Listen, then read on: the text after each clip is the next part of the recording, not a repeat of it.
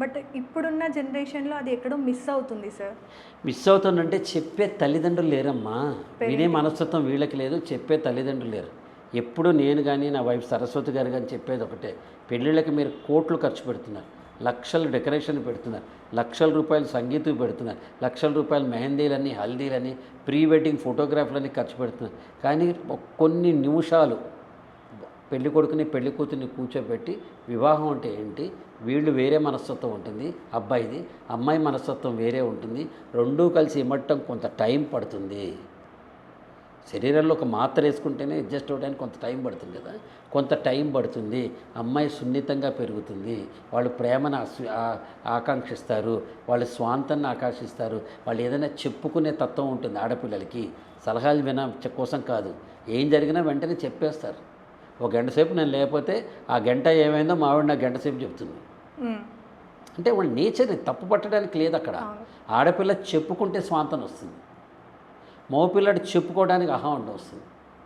నేనేంటి కష్టం, నేను ఇంత బయట ఎంత ఉన్నాను, నేను వచ్చి చెప్తే తను నాకంటే చిన్నది కదా, నా వైఫ్ ముందర నేను చిన్నగా అవుతా, అమ్మ నాన్నల ముందు చిన్నగా అవుతాను, మగపిల్లడు చెప్పుకోవడానికి ఆలోచన. ఇది వీళ్ళ నేచర్.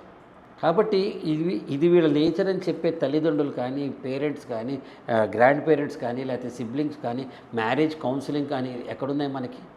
కుల వ్యవస్థ అయిన మ్యారేజ్ బ్యూరోస్ ఉన్నాయి కానీ మతం గురించి మాట్లాడుతున్నా కానీ అభిమతాల గురించి మాట్లాడే వ్యవస్థ లేదు కదా మనకి. నీ కులం ఏంటి, నీ మతం ఏంటి అనే మాట్లాడుతున్నాం కదా. ప్రతివాడికి so and so dash marriage bureau, so and so dash. ఆ డాష్ ఏంటి? వాడి కులం పేరు. అంతే తప్ప వీళ్ళు ఎలా బతకాలి, వీళ్ళు ఏం బతుకుతారు, వీళ్ళిద్దరికీ ఎంత నేర్పించాలి. చిన్నప్పుడు నేర్పిస్తాం కదా పిల్లలకి, నువ్వు అన్నం తినేటప్పుడు జాగ్రత్తగా ఉండాలి, నడిచేటప్పుడు జాగ్రత్తగా ఉండాలి, టాయిలెట్ మేనర్స్ ఇది, డైనింగ్ టేబుల్ మేనర్స్ ఇది, స్కూల్కి వెళ్తే ఎలా ఉండాలో నేర్పిస్తాం కదా. అలా ఒక వివాహ వ్యవస్థ కూడా ఇద్దరు వాడు మీకేం తెలుసు, చిన్నపిల్లలు కదా, ఫస్ట్ టైం కదా వాళ్ళకి, మీకేం అనుభవం ఉంటుంది? అంతా ప్రపంచం హాయిగా ఉంటుంది కళ్ళ ముందర. వాడు ఇష్టమైన పిల్లాడి ఇష్టమైన అమ్మాయి ఇద్దరు ఉన్నారు, పెళ్ళైపోతుంది, నా క్లౌడ్ 9, మేఘాలు గుర్రాల మీద ఎగురుతూ ఉంటాం మనం. Everything seems to be extraordinary colourful. Suddenly difference వస్తుంది, సడన్లీ మిస్అండర్స్టాండింగ్ వస్తుంది, టక్కన ఆకాశం నుంచి భూమి మీద పడతాం. గ్రౌండ్ రియాలిటీకి అర్థం చేసుకోవాలి.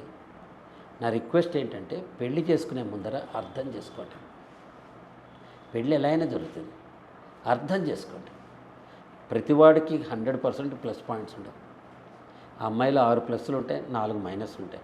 వీళ్ళు కూడా 6 ప్లస్లు ఉంటాయి, 4 ప్లస్లు. ఎప్పుడైతే నేను నిన్ను ప్రేమించకుండా నీ ప్లస్లతో పాటు నీ మైనస్ని ప్రేమిస్తానో, ఎప్పుడైతే నేను అమ్మాయిని ప్రేమించకుండా అమ్మాయి తల్లిదండ్రుల్ని, అమ్మాయి ఇష్టాలని, అమ్మాయి తరఫు ఇప్పుడు ప్రేమించడం అంటే ఏంటంటే, అమ్మ నువ్వు నా బిడ్డ వరకు నేను ప్రేమిస్తే నిన్ను అందం చూసో రూపం చూసో చూస్తే అది ప్రేమ కాదు, నిన్నుగా ప్రేమించాలి. అంటే నీకున్న కష్టాలు నేను ఆస్వాదించగల, నీకున్న ఫ్రెండ్స్ నాకు కూడా లైక్ అవ్వాలి, నీకు వంకాయ కూర ఇష్టమైతే ఆవిడకి వంకాయ కూర ఇష్టం కదా, నా బిడ్డ లాంటిదని నేను అనుకోవాలి. ఇవేం లేకుండా ఒక కేవలం ఇట్లా పిక్ అండ్ చూస్ లవ్లు ఉంటే it's a bouquet of love. బొకేలో పూలు ఉంటాయి, ముళ్ళు ఉంటాయి. We have to accept that.